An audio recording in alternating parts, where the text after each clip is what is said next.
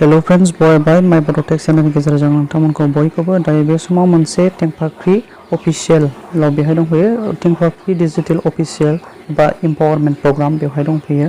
दाख्लै बावैसो जानानै थांदोंमोन मोनसे अनलाइन एप्लाइ बे अनलाइन एप्लाइआव जोङो माब्ला एडमिट एबा एग्जामनि डेटखौ जों माब्ला मोनगोन बे अफिशियल साइटआव जों बेनि सोमोन्दै बागै सावरायगोन जोङो मोननो हादोंमोन जोङो बेवहाय गासै 420 प्लस जोंहा भेकेन्सि फैबावगोन होननानै बुंदोंमोन दायो जोङो बेनि सोमोन्दै एबा बेनि एग्जामा माबा जागोन आरो माबायदि जागोन बेनि सोमोन्दै सावरायगोन दा बेनि एडमिटखौ माब्ला मोनगोन दायो बेनि एडमिटखौ नोंथांमोना इमेल होदोंमोन आरो कन्टेक्ट गावबागाव WhatsApp नाम्बारबो होनाय जादोंमोन बेनि गेजेरजों नोंथांमोना मोननो हागोन आरो बेहाय इमेल आरो WhatsAppनि गेजेरजों मोननो हायाब्ला बे अफिशियल साइटनि गेजेरजों मोननो हानाय जागोन जेराव बेवहाय होखानाय दङ एग्जामनि डेट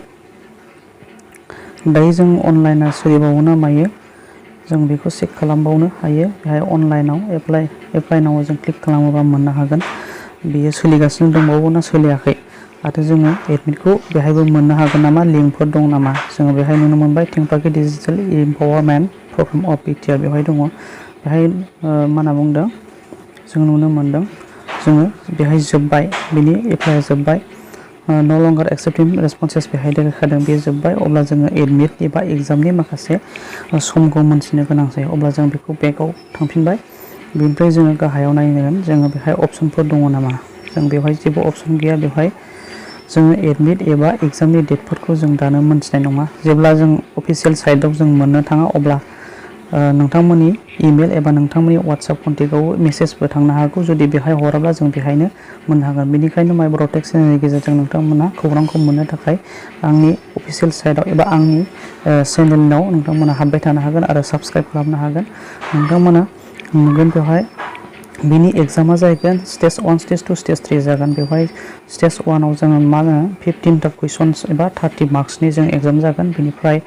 जों बेहाय मा नुदों स्टेज 2 आव मा होनो ग्रुप डिसकाशन्स विथ 15 कैंडिडेट्स 15 जन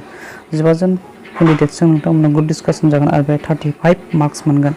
थिग बिब्दिनो गाहायावबो जों नुनो मोनदों बेवहाय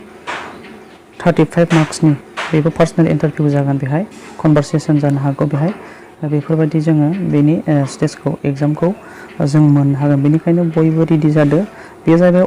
अनलि फर वमेन्स केन्डिडेटनि थाखाय बे जबा आरो 2 इयार्स कन्ट्राक्चुएल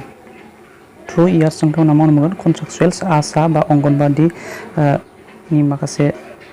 सार्भिस हल्डार बिथांमोनजों नोंथांमोना जथायै मावनो मोनगोन जोङो बेहाय होखादों 24 मान्थ दायो माखासे सुबिदा एबा असुबिदाखौ लानानै नोंथांमोननि थाखाय जबा प्लास जागोन एबा एक्सपेनसनबो जायो नोंथांमोना बेखौ उनावहाय बेनि अपरचुनिटिखौ मोननो हागोन दायो भिडिअ लोगोफोर बेखिनियानोसै नोंथांमोना स्टे टिउन नायबाय था बे चेनेलनि गेजेरजों नोंथांमोना खौरांखौ मोनबाय थागोन